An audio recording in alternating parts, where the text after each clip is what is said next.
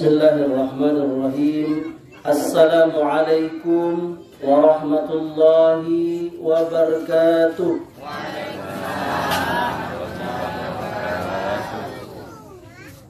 Innal hamdalillah nahmaduhu wa nasta'inuhu wa nastaghfiruh wa na'udzu billahi min shururi anfusina wa min sayyiati a'malina. Man yahdihillahu fala mudilla lahu wa man yudlil fala hadiya lahu. Wa ashhadu an la ilaha illallah wahdahu la syarika lahu wa ashhadu anna Muhammadan abduhu wa rasuluh sallallahu alaihi wa ala alihi wa sallam. Fa ya ibadallah, usikum wa nafsi bitaqwallah wa ta'atihi la'allakum tuflihun. Qala Allah Ta'ala fil kitabihil karim, innani ana Allah la ilaha illa ana fa'budni aqimis salata lizikri. Ayahanda dan ibunda serta saudara dan saudariku dan anak-anakku sekalian, para warga RW 1 Kelurahan Pengantungan, jamaah atau anggota perkumpulan pengajian Majelis Taklim Sukaduka,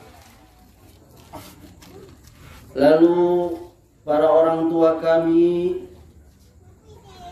para imam, pengurus masjid, dan juga tokoh pemerintahan, tokoh masyarakat, tokoh agama yang tidak bisa kami sebutkan satu persatu. Alhamdulillahirabbil alamin, kita bersyukur kehadiran Allah Subhanahu wa taala pada kesempatan kali ini di Jumat malam ini di pekan terakhir di bulan Oktober tahun 2024 miladiah. Kembali kita bertemu. Kali ini yang menjadi tuan rumah adalah Bapak Edi. Mana Bapak Edi? Bapak Edi yang mana? Masya Allah. Semoga Allah memberkahi Bapak Edi dan sekeluarga. Diberkahi rumah tangganya, rezekinya, dijadikan istri dan dirinya dan anak-anaknya soleh dan soleha. Dan kita semua dikumpulkan oleh Allah di dalam surga nanti. Amin ya rabbal alamin. Saya tadi berbicara dengan Ayahanda Al-Mukarram Al-Ustadz dan juga Ketua Pengajian, juga Bapak RW, bahwa pengajian kita ini sejak tahun 2007. Betul Ibunda? Berarti kalau kita hitung itu berarti sudah 17 tahun. Iya kan? Sweet 17 kalau istilahnya sekarang. Sudah akil balik. Apalagi nak saya sampaikan itu, berarti lah banyak ilmu galau ini. Karena pengajian ini tiap bulan ya kan. Berarti lah banyak yang disampaikan oleh Ustadz di sini, berbagai macam judul, tema barangkali. Udah banyak ilmunya Ibunda Ayahanda. Tapi barangkali kalau saya Amri bisa memberi masukan, kita namanya saling menasihati ya. Itu surah yang terkenal Al-Asr itu. Yang kata Imam Syafi'i, andai kata Allah hanya menurunkan surah ini maka sudah cukup itu. Demi masa manusia itu berada dalam kerugian. Wal asri innal insana lafi khusr. Illal ladzina amanu, kecuali yang beriman, wa amilus sholihat, beramal soleh, watawasau bil haq, watawasau bis sabr. Saling menasihati, beriman, beramal soleh, dan saling menasihati dalam kebaikan dan kesabaran. Maka kita biasa saling menasihati. Ustadz juga dinasihati, iya. Ustadz juga sering, saya juga dinasihati, perlu juga nasihat. Minimal nasihat dari istri saya. Minimal dia kalau istri saya hadir itu dia lain kali kalau ceramah kakak itu jangan cengengesan, itu dia. Jangan lamonian, itu dia. Makanya saya nggak bawa istri sekarang, takut diomelin. Maka saya menasihati Bunda. Yang pertama, tadi sebagian kita waktu dibaca Quran tuh masih ada yang ngobrol. Sebaiknya kalau Al-Quran sedang dibacakan, sebaiknya kita diam. Enggak dilarang ngobrol, enggak. Tapi kalau memang perlu niat. Misalnya ada anak kita nak minum air pane kayak anak tadi kan, terpegang apa tadi itu anak? Goreng pane. Itu enggak apa-apa, awas hati-hati. Tapi kalau sekedar hanya nak nanya kelak sepak bola siapa? Ya, rasanya enggak perlu niat kan? Enggak penting niat. Maka kata Allah, wa iza quriyal Qur'an fastami'u lahu wa ansitu la'allakum turhamun. Itu ada di surah Al-A'raf ayat 204. Kata Allah, apabila dibaca Quran, diam, simak, perhatikan dengan tenang agar kamu mendapat rahmat. Ibunda ingin dapat rahmat enggak? Belum kompak ini. Ibunda pengen dapat rahmat enggak? Rahmat Kartolo. Rahmat Kartolo. Ustaz, maaf Ustaz, saya lah dapat rahmat suami saya rahmat. Bukan, rahmat dari Allah. Maka kata Allah, kalau dibaca Al-Quran, diam, simak, perhatikan dengan tenang agar kamu mendapat rahmat. Maka kalau dibaca Quran kapan saja, maka sebaiknya kita diam, nggak usah berbicara agar dapat rahmat. Yang kedua, ini nasihat saya untuk kita semua. Kalau bisa, ibunda sekalian, kalau pengajian lain kali, coba bawa buku, bawa pulpen. Jadi dicatat pengajian Ustadz itu. Iya kan? Kenapa? Kata para ulama, qayyida ilma bil kitab. Catatlah ilmu itu dengan tulisan. Karena berapa banyak yang bisa kita ingat? 2 jam Ustadz ceramah, berapa banyak yang ibunda bisa ingat? Coba saya tanya. Kita bukan Imam Syafi'i yang sekali gurunya berceramah dia langsung lengket hafal. Kita kadang masuk kanan. Kalau masuk kanan keluar kiri, alhamdulillah tuh masih ada yang tersaring. Ikom masuk kanan keluar kanan. Tapi kalau dicatat, ini ada yang bawa pena enggak, bawa buku enggak? Mana? Oh, itu ikonya bendahara. Tapi bendahara mencatat, insya Allah Ustadz ini temanya ini, ya kan? Gitu. Jadi bermanfaat ilmu itu. Nanti di rumah ibunda ditanya apa tadi dek judulnya? Woi Pade apanya? Ustadznya lucu. Ya cuma lucu yang dia. Kenapa udah ngundang pelawak aja? Padahal ini yang namanya taklim itu menambah kita ilmu agama. Yang kata Nabi SAW, barang siapa yang berjalan menuntut ilmu, maka Allah akan mudahkan bagi dia jalan kemana? Ke surga. Ibunda ini jalan loh. Jalan kan dari rumah kan? Iya nih. Mau kumpul-kumpul di lapangan ini. Tidak AC alam. Ibu tinggalkan sofa di rumah demi untuk mendengar ceramah ini. Ini kalau ibu lakukan ikhlas karena Allah, maka ini akan menjadikan jalan kemudahan ke surga.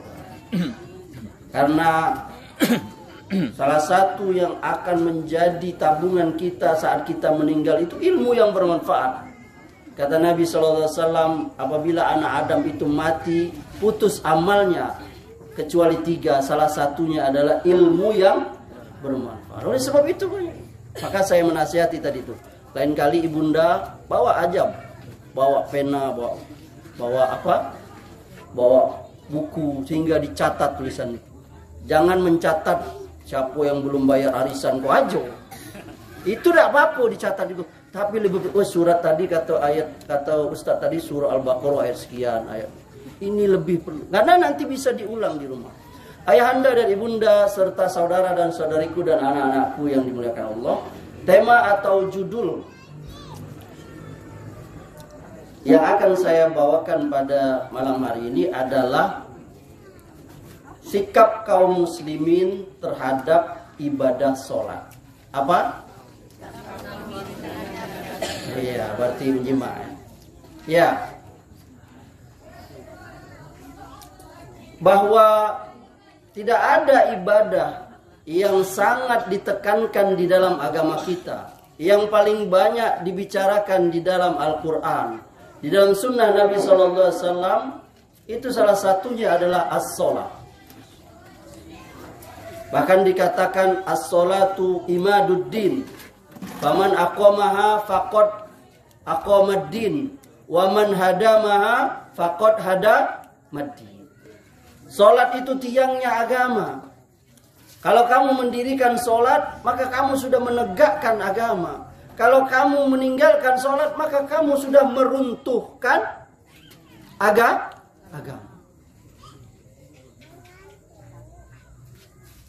Oleh karenanya, Allah Subhanahu wa Ta'ala mengistimewakan ini. Sampai-sampai sholat 5 waktu itu, kalau ibadah yang lain itu Jibril diutus ke dunia kepada Nabi SAW, ya ayahanda. Sementara sholat 5 waktu itu Allah mengundang, ya kan?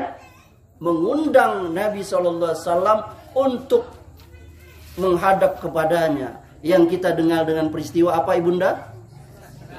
Bagus sekali, barakallah.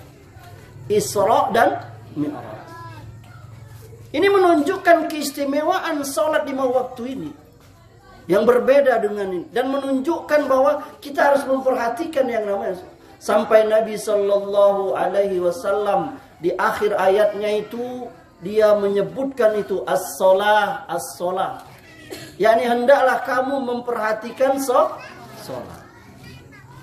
Akan tetapi ayahanda, ibunda, serta saudara dan saudariku dan anak-anak sekalian dimuliakan Allah, ternyata kaum muslimin mereka berbeda-beda menyikapi yang namanya ibadah sholat ini. Salah seorang ulama kita, ulama tahun 40-an, 50-an, sampai 60-an, barangkali sampai 70-an. Ulama besar dari Aceh, penulis berbagai macam judul buku. Beliau bernama Profesor Dr. Tengku Muhammad Hasbi As-Siddiqi. Generasi kami, apalagi di bawah saya, barangkali gak familiar dengan ulama ini. Tapi insya Allah generasi di atas saya, apalagi yang pencinta membaca buku, insya Allah kenal dengan beliau. Beliau ada menulis buku, beliau banyak tulisannya. Ada pedoman haji, pedoman zakat, pedoman puasa, pedoman zikir doa. Salah satu buku beliau itu ada beliau sebut, yakni pedoman sholat. Ini buku bestseller, banyak dicetak dari tahun 40-an sampai sekarang. Kata beliau di muqaddimah buku itu, di dalam masalah sholat ini kaum muslimin terbagi menjadi 3 kelompok besar. Ya, 3 kelompok besar. Kata Allah Subhanahu wa taala, "Innani anallah la ilaha illa ana fa'budni aqimis sholata li zikri." Kata Allah, sesungguhnya aku ini adalah Allah, maka sembahlah aku dan dirikanlah sholat untuk mengingatku. Allah Subhanahu wa ta'ala mengatakan, tidak ada Tuhan selain aku. Ini at-tauhid, la ilaha illallah.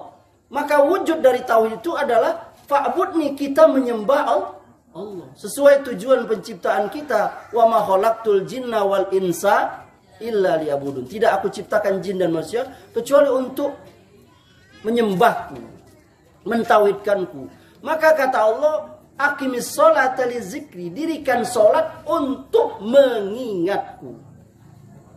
Tapi ternyata ada yang pertama kaum muslimin, yakni yang tidak sholat, sama sekali tidak sholat. Namanya nama muslim, Islam. Kadangkala namanya Muhammad, Ibrahim, Ismail, bahkan boleh jadi namanya muslimin atau muslim, ya kan? Atau nama perempuannya Khairun Nisa. Apa artinya? Khairun Nisa itu sebaik. Kalau kita lihat KTP-nya, agamanya, tapi ternyata tidak pernah kita lihat dia sujud, ruku, yakni yang namanya sholat. Itu kita lihat dari keluarga dekat kita, sanak famili kita, teman kita, tetangga kita, handai tolan kita, teman kerja kita. Betul ibunda? Betul ibunda? Kita nggak sholat dia. Ya subhanallah, apa yang menyebabkan dia tidak sholat ini? Hah? Kenapa? Apa karena kemalasan? Atau karena menganggap sholat ini nggak penting? Dan seterusnya. Ini adalah satu musibah. Ini adalah satu penyakit yang mesti kita cari solusinya, yang harus kita cari obatnya. Kenapa? Karena yang namanya meninggalkan sholat itu, sebagian ulama mengatakan dia telah kufur. Lihat, sebagian ulama mengatakan orang yang meninggalkan sholat itu dia sudah kufur. Mereka berdalil dengan sabda Nabi, bainal kufri wal iman tarkus sholat. Pembeda antara asap ya.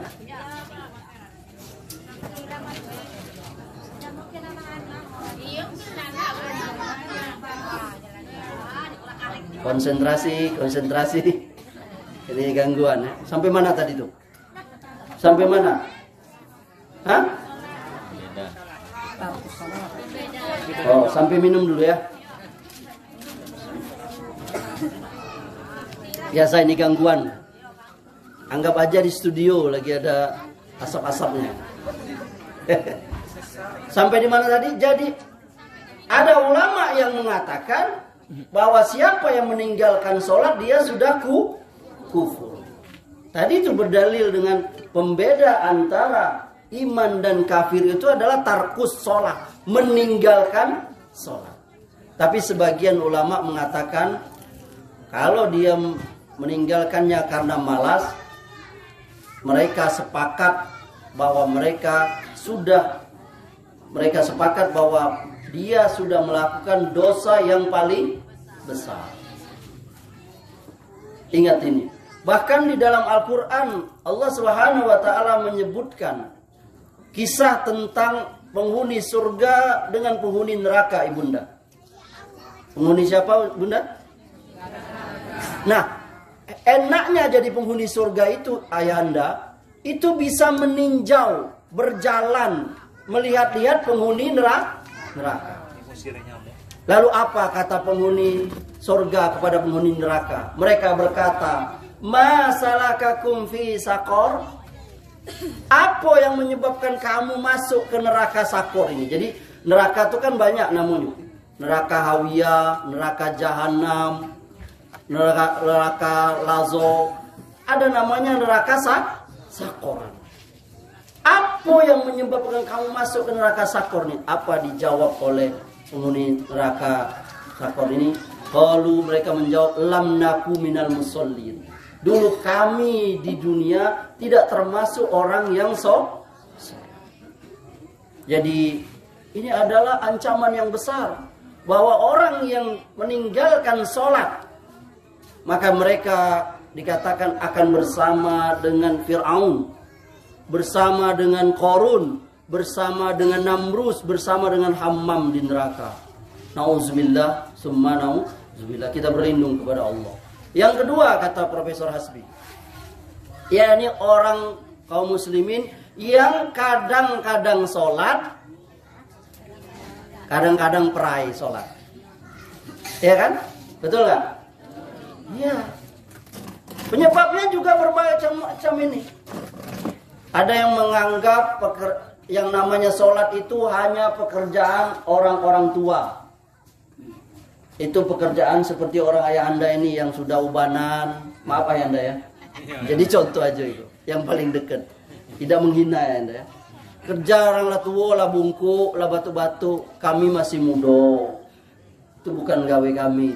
Kami tidak butuh yang sampai sholat. Jadi dia menganggap sholat itu hanya pekerjaan orang tuh. Sebagiannya nggak sholat, itu menganggap sholat itu hanya ya ini pekerjaan orang yang miskin. Jadi kalau dia sudah berhasil, udah jadi pejabat, orang kaya, nggak butuh yang namanya sholat. Ada lagi yang nggak sholat itu karena pengaruh kawan. Jadi kalau kawannya sholat, dia sholat. Kalau kawannya udah sholat, benar nggak itu ibunda? Benar nggak Yunda? Ah, benar? Nggak benar. Karena kita sholat itu bukan karena kawan. Kita nggak sholat itu karena cuma beberapa hal, 4. Yang pertama kita nggak sholat itu kalau perempuan karena haid. Nah itu nggak sholat kita. Kalau dia yang kedua karena dia masih belum akil balik, masih anak. Yang ketiga karena dia punya gelar majnun. Apa majnun? Apa? Ah, gila, kurang seon kalau bahasa Perancisnya. Maka dia boleh nggak sholat. Selain itu wajib adapun caranya sesuai kemampuan. La yukallifullahu nafsan illa usaha. Fattaqullaha mastata'tum. Allah tidak memberikan beban yang kita tidak sanggup. Bertakwalah kepada Allah semampu kamu. Jadi sholat itu wajib berdiri. Tapi kalau tidak sanggup boleh duduk. Nggak sanggup duduk boleh miring. Nggak sanggup miring nggak sanggup celentang sholat isya. Nggak sanggup isyarat. Ah itu. Jadi nggak ada alasannya. Kenapa tadi? Karena salah milih kawan tadi. Ada yang sebagiannya ini wanita ini. Sebagiannya karena sibuk ngurus laki ke anak. Ngapa tidak sholat Yunda? Ustaz, saya kok lagi nyusui anak. Sering kena air kencing Nggak ada alasannya. Bisa mandi sebentar, titip kayak suami. Tinggalin sebentar anak, nggak apa-apa sholat. Nggak ada alasannya. Kalau sudah selesai nifas, wajib lagi nggak ada alasan. Apalagi hanya karena berjalan-jalan ke BIM, lalu tinggal la haula wala.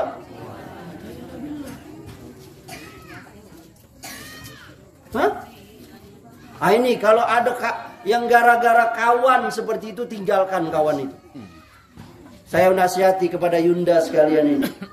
Ya, kalau ada Ayunda dengan berkawan dengan fulana, gara-gara berkawan dengan dia tidak sholat, tinggalkan dia. Kalau memang benar ya. Kata Nabi SAW, bertemanlah kamu dengan penjual minyak wangi. Janganlah kamu berteman dengan pandai besi. Ini perumpamaan. Perumpamaan bukan tidak boleh kita berkawan dengan pandai besi ini orang lakinya tukang buat parang. Bukan, maksudnya itu yakni kalau kita berkawan dengan pandai besi itu beruntung baju kita tidak bolong, minimal dapat asapnya yang busuk. Itu asap tadi itu kan. Apalagi asap besi. Tapi kalau kita berkawan dengan penjual minyak wangi, tidak dibaginya kita, tidak dikasihnya kita, minimal kita dapat wangi. Betapa banyak orang di dalam Al-Quran diceritakan di akhirat nanti menyesal telah menjadikan si fulan, telah menjadikan fulana itu kawan akrabnya. Kata Nabi, seseorang itu dilihat dari kawannya. Jadi kalau kita mau melihat seseorang, lihat kawannya. Siapa kawannya? Karena preman nggak mungkin dia berkawan akrab dengan siapa? Orang soleh. Lihat para nabi. Nabi SAW tuh dia sahabatnya orang-orang yang baik, manusia terbaik. Kata Rasulullah, khairun nas korni, sebaik-baik manusia itu yang zamanku, yakni para sahabat. Begitu pula sahabat Nabi Isa al-Hawariyin. Maka kita cari sahabat itu. Anak-anak kita juga, kau berkawanlah dengan situ, nah dia tuh sholat. Jangan biarkan seperti ayahanda tadi bilang. Kakanda bilang tadi, liartikan anak kita. Kalau kawan ngelem, dijamin anak kita siap-siap aja bakal ngelem juga. Itu aibon itu kan untuk kayu, bukan untuk hidung. Ikut dimasuk ke hidung, ya Allah, Allah itu. Jangankan orang, anjing aja nyedot aibon itu teleng. Tahu teleng? Hah? Ikut orang.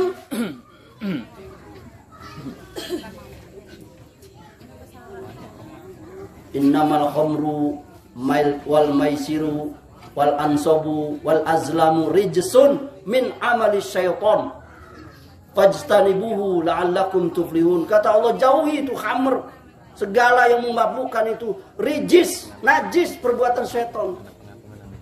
Wajib ya anda ibunda. Allah mengatakan, ya ayyuhallazina amanu qu anfusakum wa ahlikum naro. Jaga dirimu dan keluargamu dari api neraka. Jangan biarkan anak kita terkena hal-hal yang seperti itu. Narkoba,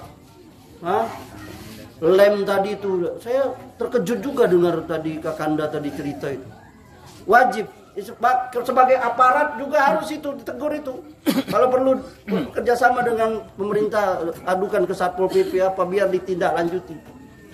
Ini problem kita ya. Kita kembali ke tadi itu. Jadi ada kaum muslimin tuh yang kadang-kadang sholat, ada yang sholat kalau lagi tanggal apa? Tanggal mudo. Kalau lagi habis gajian, sholat yuk Lindo, sholat habis gajian. Kelak tanggal tua, lupa bulu sholat. Ada yang sebaliknya, lagi susah, baru sholat. Kenapa sholat? Susahnya tuh. Dengar-dengar bakal ada pemindahan kok. Ampu takut laki ambu dipindah dulu. Baru dia ingat. Padahal kita aja tidak suka kan. Ibunda pasti nggak suka ada orang tidak pernah datang, sekalinya datang minta tolong, minta ban. Suka tak?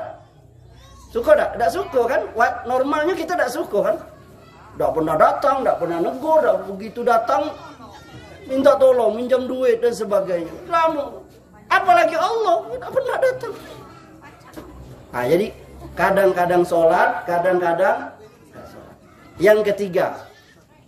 Yang ketiga, yakni kaum muslimin yang sudah sholat. Insya Allah kita semua termasuk ke dalam yang sholat ini. Akan tetapi yang sholat ini juga perlu dia diberikan vitamin, suntikan vitamin, protein, agar sholatnya itu lebih sehat, lebih memberikan manfaat, lebih yang kata Allah itu inna sholata tanha anil fahsya wal munkar. Sesungguhnya sholat itu dapat mencegah kamu dari perbuatan keji dan munkar. Lihat itu kehebatan sholat itu. Tapi sebagiannya nggak sampai dia sholat, tapi kok korupsinya jalan terus. Ini ada yang salah berarti. Oleh karenanya ini kita harus perhatikan itu. Yani kita yang sudah sholat ini sebagiannya bahkan Allah langsung menyebutkannya di dalam Al-Quran ibunda. Surahnya kita hafal. Surah Al-Ma'un. Hafal ya? Hafal nggak? A'udzubillahi minasyaitonirrajim. Ara'aital ladzi yukazzibu. Hafal berarti. Ara'aital ladzi yukazzibu biddin. Tahukah kamu mereka pendusta agama, beragama bohong? Fadzalikal ladzi yad'ul yatim. Yani mereka yang menghardik anak yatim. Wala yahuddu ala ta'a, dan enggan memberi makan, memberi pertolongan orang miskin. Apa kata Allah lanjutannya? Fawailul. Apa artinya fawailul lil musallin? Apa ibunda? Sayang saya udah bawa hadiah. Itu hadiahnya ibunda ya. Kalau habis pengajian ambil ibunda ya. Semoga Allah berkahi ibunda. Betul sekali. Fawailul musallin, neraka wil, celaka orang yang sholat. Nah, kita bertanya, loh, kok orang sholat tapi kenapa? Ikulah sholat ayahanda. Betul tidak ayahanda? Hafal kan ayahanda ayat itu, surah itu dah? Fawailul lil musallin, celaka. Loh, kita bertanya, kok dialah sholat kok celaka, kata Allah. Ayat berikutnya Allah menyebut kenapa dia celaka. Allazinahum an sholatihim, yakni mereka yang sholatnya itu apa? Sahun. Apa itu sahun? Lalai. Apa makna lalai? Lalai itu boleh jadi lalai, namanya lalai. Ada ibu-ibu lalai, gara-gara main HP anaknya masuk sumur. Kan lakinya pasti marah, kau kok lalai ini? Itu lalai namanya. Ada dah tuh RW 1 pengantungan dah, ada ibu-ibu cah itu dah. Gara-gara asik beli grup auresan, anaknya nyolok apa? Listrik itu, tegang rambutnya berdiri. Belago kayak laki, jangan. Lalai itu, lalai menjago anak. Nah, bagaimana orang lalai yang sholat? Bagaimana lalai sholat? Betul. Lalai sholat itu, ayahanda ibunda, banyak sekali. Kalau kita kaji itu banyak, perlu mungkin berjilid-jilid pertemuan itu. Apa lalai sholat itu? Boleh jadi yang pertama dalam bab yakni syarat sah sholat. Apa syarat sah sholat itu? Beberapa di antaranya. Misalnya yang pertama, suci badan, pakaian, dan tempat. Dia tidak sempurna, lalai dari suci itu. Berapa banyak orang yang sholat, wuduknya itu nggak sempurna. Dari kecil dia wuduk, sampai umur 70, itulah dia wuduk. Yakni misalnya dia tidak membasuh wajahnya itu. Dia hanya membasuh hidung dan mulutnya dan pipinya itu. Nah, ikut dah. Ngapo bu? Ngapo cak itu bu? Takut apa namanya? Eyek sado apa namanya? Apa namanya? Eyek sado ya. Saya tidak dulu tahu, saya tidak pernah makai itu. Istri saya yang ngecek itu. Hah? Oh, celak itu. Kata istri saya eyek sado itu. Apalah itulah. Jadi takut rusak itu yang alis bato yang. Jadi ini padahal yang namanya muka itu dari mana? Dari tempat tumbuhnya rambut yang normal sampai dagu. Dari anak telinga kanan sampai anak itu harus basah. Berapa banyak di antara kita Nabi SAW mengancam, yakni takutlah kamu dari api neraka yang akan membakar kaki tempat yang wajib kamu basuh ketika sholat itu sebesar mata uang logam itu. Jadi ada orang yang wuduknya itu, ada anggota wuduknya itu tidak kena air. Dia hanya kalau basuh kakinya itu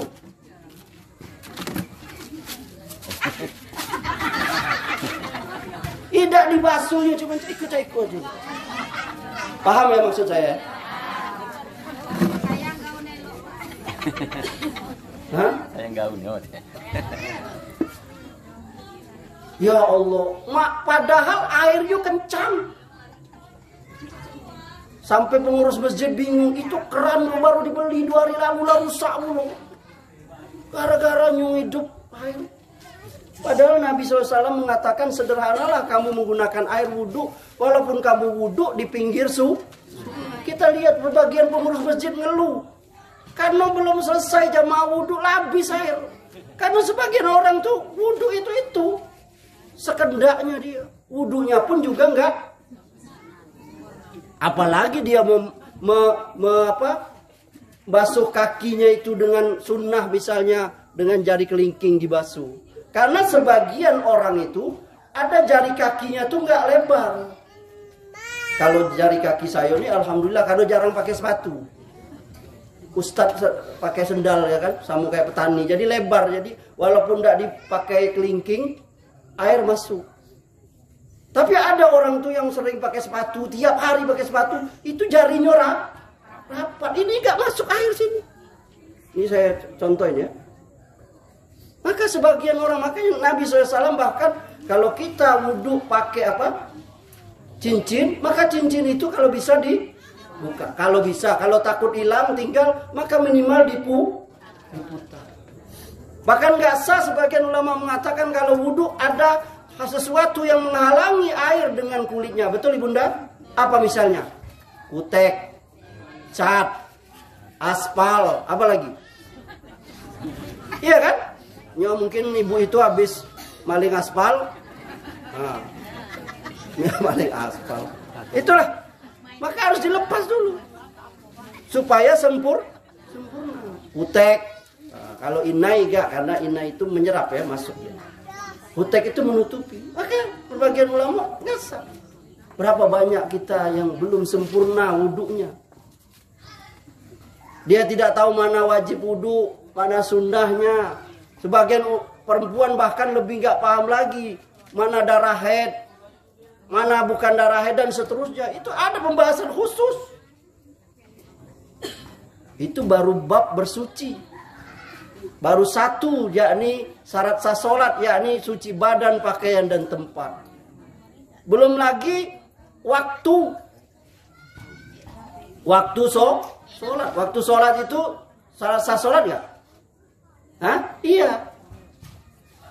Inna sholata kanat alal mu'minina kitaban mauquta. Sesungguhnya sholat itu ada satu kewajiban yang sudah ditentukan waktu-waktunya, kata Allah. Jadi sholat itu nggak sah kalau belum masuk waktu, kalau sudah keluar. Sebagian manusia, sebagian emak-emak, dia menunda-nunda sholat, terutama sholat asar. Sampai di ujung-ujung sore itu, yakni matahari mau bahkan hampir, yakni dia menjamak antara asar dengan maghrib. Innalillahi wa inna ilaihi raji'un. Begitu dia assalamualaikum warahmatullahi wabarakatuh, tak lama kemudian, beberapa detik kemudian azan maghrib Sebagian ulama mengatakan tidak sah sholatnya itu. Karena kalau yang normal saja, namanya jamak itu yakni sholat siang dengan sholat siang, zuhur dengan sholat malam dengan sholat malam, yakni maghrib dengan tidaknya asar dengan. Berapa banyak kaum muslimin yang menunda-nunda sholat itu. Ini masuk fawailul, celaka, neraka wail, kata ibunda tadi. Maka saya menasihati ibunda, udah apa? Hanya karena main poli yang nggak dilarang, main poli itu nggak ada larangannya, nggak ada jangan main poli. Tapi meninggalkan sholat itu dosa besar. Nggak habis nanti Malik itu nggak takut dia, aku jago servis Malik, enggak. Diservis aja dulu gitu. Berapa kaum muslimin? Ya ini menunda-nunda sholat aja, nantilah. Sampai dia lewat waktu sholat itu. Maka saya tahu pun tertawa. Yang ketiga, barangkali, yakni apa tadi syarat sah sholat itu, yakni suci badan, pakaian tempat, masuk waktu, menutup aurat. Sebagian, terutama para pemuda ya, saya menasihati. Sebagian pemuda sholat dalam keadaan tidak sempurna menutup aurat. Contoh kecil, misalnya para pemuda ini, terutama laki-laki, dia sholat pakai baju kaos, ya, sering melihat ya, baju kaos pendek, dia pakai celana jeans. Begitu dia sujud, maka terlihatlah itu, perabotannya itu di belakang, belahannya itu, la haula wala quwwata. Ini aurat, sehingga terlihatlah itu. Mereknya tuh boxer, GT apa tuh? GT. Ini aurat. Nah ini saya menasihati para jamaah masjid, pengurus masjid. Kalau ada pemuda yang sholat dalam kain itu, kasih dia kain supaya sholatnya itu menutup auratnya sempurna. Ibunda juga jangan dikira loh. Apalagi ibunda sholat pakai mukena yang sudah 10 tahun tidak diganti. Misalnya ini. Itu kalau mukena itu kalau lalamu itu membayang loh. Tipis, menerawang. Kalau ibunda di belakangnya ada cahaya matahari itu terlihat nian itu. Maka coba ibunda diperhatikan berapa banyak yakni kaum muslimin wanita yang sholat dalam keadaan tidak sempurna menutup aurat. Ini nasihat untuk kita semua. Berapa banyak ini ya? Itu dari syarat sah sholatnya. Belum lagi dari cara sholatnya.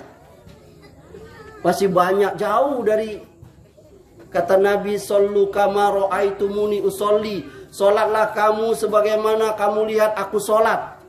Tapi dia sholat yakni takbirnya di atas kepalanya. Allahu Akbar. Ada yang Allahu Akbar. Ada yang Allah. Coba kita belajar lagi. Bagaimana sallu kama ra'aitumuni usolli itu? Bagaimana cara Nabi itu sholat? Ada yang sholat itu ketika sujud dia menempelkan sikunya di mana? Di lantai. Kalau di masjid saya praktekkan ya. Nabi melarangnya, janganlah kamu sujud ya ini seperti duduknya anjing. Tidak boleh. Ada sebagiannya yang sholat kata Nabi seperti ayam mencatu. Lihat, ibunda pernah lihat ayam mencatu? Ada ayam mencatu itu pelan? Ada tak? Tidak, cepat. Datang kawan tambah cepet. Begitulah dia kata Nabi, ada orang yang sholat itu seperti ayam mencatu, cepat sekali.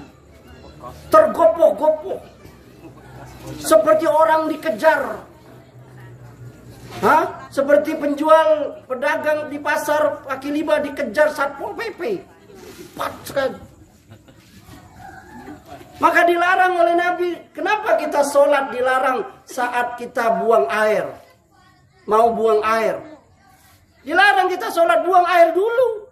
Kenapa? Supaya sholatnya khusyuk. Dilarang kita sholat kalau makanan sudah terhidang. Supaya apa? Supaya khusyuk. Maka Nabi pernah menyuruh Aisyah buka ini gorden karena gordennya itu mengganggu Nabi. Yakni ada apa? Ada gambar-gambarnya. Suruh bawa ke Abu Jaham ganti yang nggak ada ini. Itu Nabi loh. Siapa lagi yang lebih pandai sholatnya? Nabi aja terganggu dengan apalagi kita. Makanya ibunda, bagaimana khusyuk kalau nonton Korea, sinetron Korea, hidup TV-nya ibunda sholat. Allahu Akbar. Bagaimana ayahanda mau sholatnya khusyuk kalau di depan lagi Indonesia lawan Bahrain? Kesal pula kayak wasitnya yang apa? Yang tidak ada rambutnya. Gimana? Makanya sholat malam itu bacaannya lebih berkesan. Kenapa? Karena itu membantu khusyuk. Banyak sebab khusyuk itu. Ya ini suasana yang tenang. Bagaimana mau khusyuk? Kalau anak-anak ribut, kami para ustadz ya, zaman sekarang tuh senang nian sholat itu ibunda. Kenapa? Karena masjid-masjid sekarang ayahanda sudah pakai AC. Dulu ya Allah, kalau berani pakai jas tuh ayahanda, itu keringnya ngalir. Belum lagi kipas angin yang kecil itu, ada talinya pula bekas iso acara maulid atau apa lah. Plotok. Mana nak khusyuk? Belum lagi anak-anak yang berisik. Wailil maghdub belum selesai waladhdallin. Mana nak khusyuk salat? Waduh. Habis sekarang tuh Masya Allah, itu membantu khusyuk. Nabi SAW pernah menunda sholat zuhur karena cuaca panas. Nanti itu jadi. Maka Nabi melarang orang yang habis makan bawang ke masjid. Nah, sebelum baunya maka kita yang habis makan Hah? Ah, tahulah ya. Cubada, apa namanya? Cubada ya? Duren. Makanya dilarang kita, makanya sunnahnya sebelum sholat itu membersihkan mulut. Apalagi kalau habis bangun tidur. Jangan amin orang di sebelah rontok bulu hidungnya. Makanya dilarang kita orang yang punya bau bebe, bau badan, maaf. Berapa banyak orang yang masuk ke masjid itu dengan membawa bau badan sehingga orang di sebelahnya tidak khusyuk. Dia menahan napas sepanjang sholatnya. Saya nggak nyinggung siapa-siapa. Akhirnya besoknya ambung alas dekat situ. Maka ibu-ibu perhatikanlah bau, maaf ya, yang punya bau badan. Apalagi pakai kaos kaki sholat ke masjid, kaos kaki lah seminggu, dikerja bawa proyek. Maka ini yang mau diperhatikan. Bagaimana sholat mau khusyuk? Belum lagi kondisi kaum muslimin sholat berjamaah. Berapa banyak kaum muslimin yang mendahului imam. Yang kata Nabi SAW, takutlah kamu orang yang mendahului imam nanti diganti kepalanya menjadi kepala Ini pelajaran kita ulang-ulang. Gimana sholat mau khusyuk? Sedih kita. Kalau kita buka di YouTube, ayahanda, ibunda, coba ketik di YouTube itu sholat tarawih tercepat di dunia. Ada di Indonesia. Alangkah cepatnya 23 rakaat 9 menit. Pernah nggak nontonnya ibunda? Ah, ketik aja nanti di YouTube. Ini menghadap Allah cepat. Kita ngadap Pak RT aja. Mana Pak RT? Mana Pak RT? Pak RT mana? Ngadap Pak RT aja kita tidak boleh cepat-cepat. Assalamualaikum Pak RT. Tolong Pak RT, saya mana anak saya nak nikah. Kece Pak RT apa kok? Kita ngadap Pak RT aja nak baik-baik dulu. Assalamualaikum Pak RT. Apa kabar Pak RT? Ya kan? Tambah sehat, tambah ganteng aja Pak RT. Ya kan? Puji-puji dulu kan? Baru Iko Pak RT. Maksud kedatangan saya nih, baru. Tidak ada langsung Pak RT. Iko ngadap Allah. Belum sampai itu kening di mana? Di lantai lah tegak dulu. Doanya segala minta pasar minggu, pasar baru, pasar panorama dipintanya kalau sholat cepat. Nah coba perhatian tuh ibu-ibu nih, tampang-tampangnya ibu nih sholatnya cepat ya. Takut ketinggalan sinetron Korea tadi. Sholat santai aja. Zuhur tuh 6 menit, 5 menit. Jangan sampai 1 menit. Sholat santai. Itu yang namanya tumak. Apa arti tumak nina? Tumak nina itu memberikan hak setiap memberikan hak setiap rukun. Jadi kata Nabi, andai kata dia sholatnya tumak nina, maka ketika dia ruku, kalau disiram, andai disiram air di punggungnya, maka air itu akan menggenang. Itu menunjukkan yakni rukunya itu sempur. Belum sampai bangkit lagi. Ya Allah. Ada yang sholat itu kata Nabi seperti serigala mengintai ayam, kelinci. Matanya kadang ke situ, ada gerakan situ, lihat situ. Ada suara lihat situ dia. Ada ke atas. Enggak mantap dia. Matanya itu bagaimana? Kata Nabi SAW, andai orang ini hatinya khusyuk, maka akan khusyuklah anggota tubuh. Sebagai penutup, itu semua problem yang harus kita cari solusinya. Itu semua penyakit yang harus kita cari obat. Obatnya adalah pertama, bagi kita atau saudara-saudara kita yang masih meninggalkan sholat, bertaubatlah. Saya menasihati terutama kita jamaah majelis taklim Sukaduka RW 01 itu, pengantungan ini. Jangan ada satupun di antara kita yang meninggalkan sholat 5 waktu. Kalau laki-laki ditambah sholat Jumat. Tiap hari Jumat pengganti zuhur Jumat. Jangan ada yang meninggalkan sholat. Sesibuk apapun kita, Sesibuk apapun, tinggalkan dunia itu. Nggak ada artinya dunia itu. Apa yang Anda cari dunia? Hanya seperak, 2 perak, kita jualan sate, jual. Kita tinggalkan akhirat. Apa? Masalahkakum fi sakor. Apa sebab kamu masuk neraka ini? Qalu lam naku minal musallin. Dunia ini sebentar. Nggak ada harganya dunia ini, ayahanda, ibunda. Nabi SAW pernah mengibaratkan dunia itu, beliau celupkan itu telunjuknya di air laut. Maka beliau angkat menetes air. Kata Nabi, air yang menetes itu, itulah kenikmatan dunia. Air di lautan, itulah kenikmatan akhir surga. Bahkan Nabi SAW pernah berjalan dengan para sahabatnya. Lalu melewati ada bangkai anak kambing yang cacat telinganya. Lalu kata Nabi, kamu ada nggak yang mau bangkai ini? Kata para sahabat, nggak mau kami. Jangankan dia udah mati bangkai itu, dia masih hidup aja nggak mau kami ya Rasulullah, karena telinganya cacat. Kata Nabi, dunia itu lebih rendah daripada bangkai anak kambing yang cacat. Berapa banyak orang yang menggadaikan akhirat demi mengejar dunia, seperak, 2 perak. Dia tinggalkan sholat. Lihat kalau yang sudah pergi umroh, sudah pergi haji, lihat para pedagang di terutama Masjidil Haram, Masjid Nabawi. Masuk waktu sholat diusirnya orang. Sholat, ya kan? Itu kadang nih para pedagang nih, kadang godaannya itu begitu azan, begitu pula datang pembeli. Ini ujian bagi kita. Tinggalkan itu.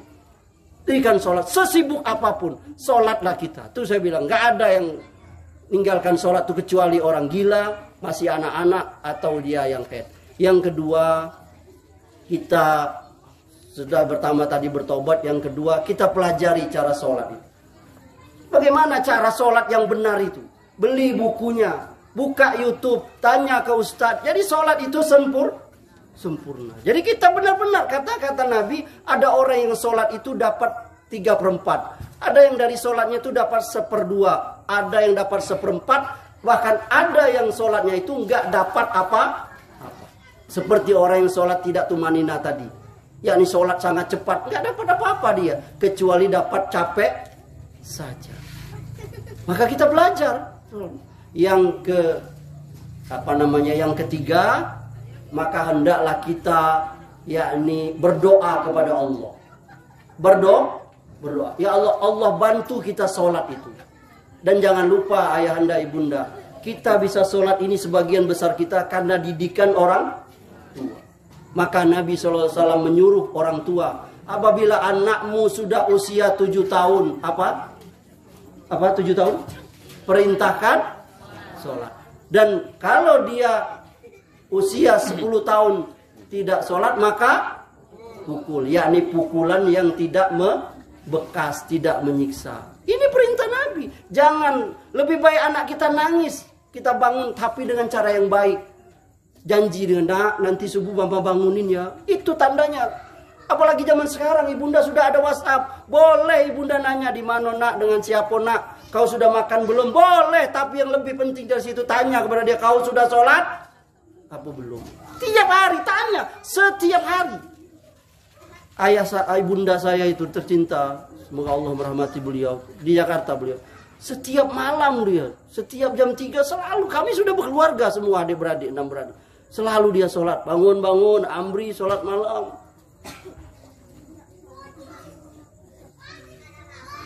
Itulah namanya orang tua. Ku anfusakum wa ahlikum. Jaga dirimu dan keluargamu di neraka. Didik anak kita itu, didik cucu kita itu sholat. Biar dia. Ustadz, kalau dia ganggu di masjid, ya jangan sampai ganggu, diajar dia. Jangan ganggu orang ya nak. Tapi jangan dulu dimarahin. Pengurus masjid kalau ada anak main di masjid, jangan dimarah. Kau nanti dia nggak mau, dia sholat ke masjid lagi, dia marah. Biarlah dia main di masjid selama masih wajar daripada dia main di gereja. Baik dari. Tapi ya diajar, kasih tahu orang tuanya, dipelihara. Yang terakhir, yang keempat, jangan lupa doa. Berdoa kepada Allah, minta bantu kita bisa beribadah dengan baik. Nabi Ibrahim berdoa kepada Allah, Allah abadikan doa itu yang kita bisa hafal. Rabbi ja'alni muqimas sholat wa min zurriyati Rabbana wa taqabbal doa. Ya Allah, jadikanlah aku dan anak cucuku orang-orang yang mendirikan sholat. Ya Tuhanku, kabulkan permohonanku. Ikutin amri ya ibunda ya. Rabbi ja'alni muqimas sholat wa min zurriyati Rabbana wa taqabbal doa. Ya Tuhan kami, jadikanlah kami dan anak cucu kami orang-orang yang mendirikan sholat. Ya Tuhan kami, kabulkanlah permohonan kami. Baca doa ini ibunda. Baca waktu sujud, baca sebelum salam, baca antara azan dan qomat, baca ketika sepertiga malam yang akhir, baca ketika saat hujan turun dan saat-saat ijabah doa. Semoga Allah Subhanahu wa taala mengabulkan doa kita. Semoga Allah jadikan kita dan keluarga kita orang-orang yang mendirikan sholat yang dengan sempurna, yang dengan sebab itu Allah masukkan kita ke surga. Amin ya rabbal alamin. Demikian, semoga bermanfaat. Alhamdulillahi rabbil alamin. Kita